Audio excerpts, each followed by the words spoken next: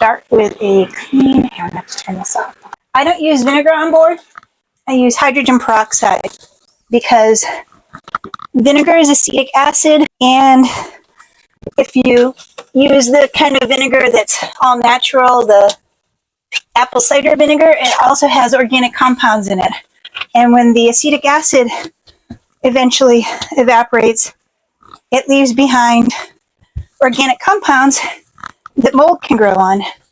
If you use hydrogen peroxide, that doesn't happen because the hydrogen peroxide breaks down into non-organic simple components like oxygen and water.